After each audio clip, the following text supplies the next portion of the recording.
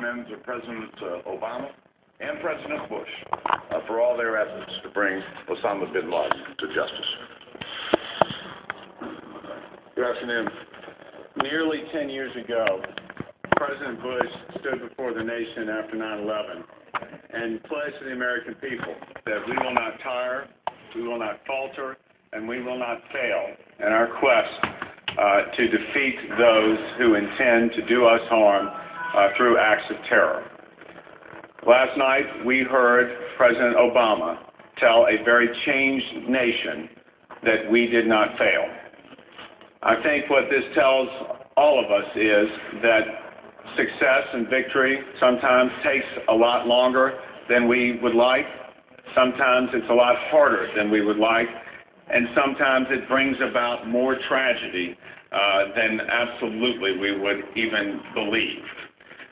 But it is our commitment to continue to do all we can to support those in our armed services and our intelligence community and this president in his quest and theirs to defend the American people against the spread of radical Islam and the threats that it continues to pose to our country.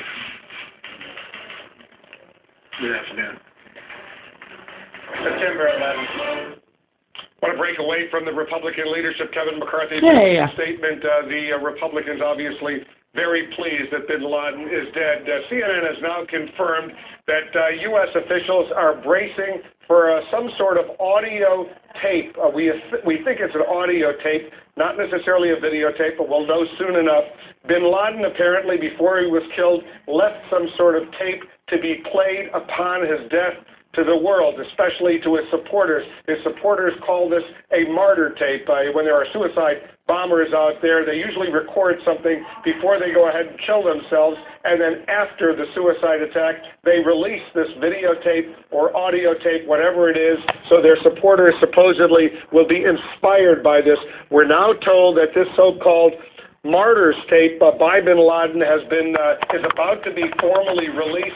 We'll monitor it, we'll share it with you, we'll tell you what we know, but obviously bin Laden for years probably was waiting for some sort of attack, waiting for some sort of effort that the U.S. and others would make to kill him, so he had this tape ready to go. It's going to be an interesting development in this very, very fascinating saga. Anderson? Yeah, well, we're just also getting new information about what was found inside the compound in Pakistan. We'll have a live report from the Pentagon coming up next.